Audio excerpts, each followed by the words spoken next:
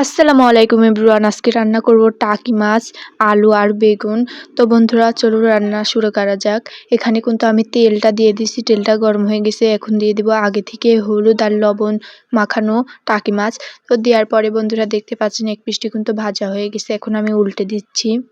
এপিট ওপিট করে মাছগুলো আমি ভালো করে ভেজে নিচ্ছি। এখানে আমি আমাদের বাসার কুমড়ো বড়ি ভেজে নিচ্ছি। তো বন্ধুরা দেখতে পাচ্ছেন কুমড়ো বড়ি আর মাছ খুব ভালো করে ভাজা হয়ে গেছে। এখন আমি এই তেলের ভিতর আলু আর বেগুন দেওয়ার পরে অল্প লবণ দিয়ে আমি আলু বেগুনটা একটু ভেজে নিব। তো দেখতে পাচ্ছেন ভাজা হয়ে গেছে। এখন আমি তুলে নিব। তো বন্ধুরা একটি পাতিলে কিন্তু আমি ঢেলে নিয়েছি। এখন আমি কড়াইয়ের ভিতরে আবার দিয়ে দিচ্ছি তেল।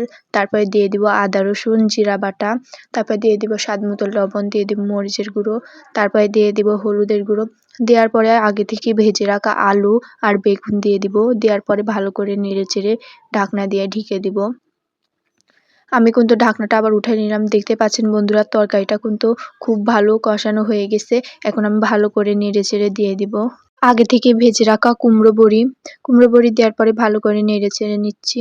তারপরে আমি ঢাকনা দিয়ে ঢেকে দেবো। ঢাকনাটা আবার উঠাই নিচ্ছি।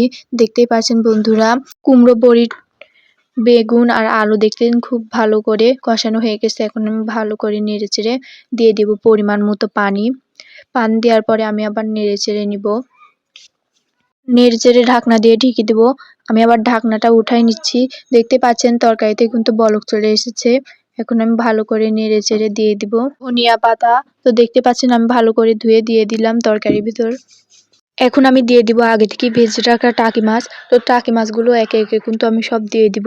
দেওয়ার পরে আমি ভালো করে নেড়ে চেড়ে নিব। তো তরকারিটা কিন্তু আমি আর একটু ঝোল কমায় তুলে নিব।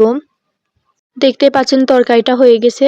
আর অবশ্যই বলবেন বন্ধুরা তরকারিটা রান্না কেমন হয়েছে। এখানে ভিডিওটা শেষ করছি বন্ধুরা। আল্লাহ হাফেজ।